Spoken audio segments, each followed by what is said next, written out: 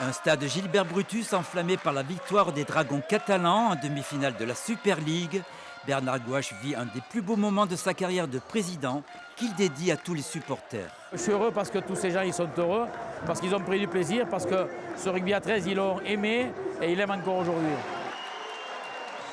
T'es un million, Christophe? Cette finale à Manchester, Bernard Gouache en est le maître d'œuvre et aujourd'hui ce chef d'entreprise qui a joué pendant 12 ans demi d'ouverture transforme son rêve en réalité et marque un peu plus son histoire familiale. Mon père a gagné la Coupe de France en 59 avec le 13 catalan. Ensuite, moi, en tant que joueur, c'est ma première Coupe de France en 78. Hein.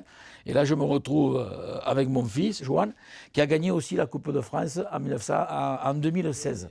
La carrière de Bernard Gouache, dirigeant, commence en 2000. Il est le fer de lance de la fusion du 13 catalan avec Saint-Estève, l'union trésiste catalane que les Anglais vont très vite remarquer. On est invaincu en 2016 sur le championnat français, on est champion de France, on gagne la Coupe de France.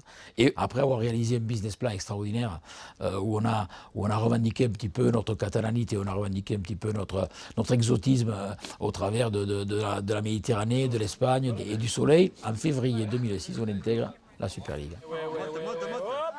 Dès les débuts, le président fait appel à de grands joueurs de l'hémisphère sud comme Stacey Jones et en 2007, les Dragons catalans perdent la finale de la Challenge Cup à Wembley. Bernard Gouache devient alors le VRP du 13 jusqu'au cabinet ministériel. Le succès des Dragons catalans tient au dynamisme des hommes qui lui consacrent leur existence. Bernard Gouache est de ceux-là. Ce succès, il le doit aussi à son travail qu'il a façonné depuis l'âge de 12 ans. Salut Bernard, ça va? Bernard Gouache est un meneur d'hommes à la tête de l'entreprise familiale de transformation de viande qu'il a su développer. On a démarré petit et puis on a voulu toujours grandir et avancer. Et c'est tout ce qui m'a poussé, toujours travailler plus, grandir et avancer.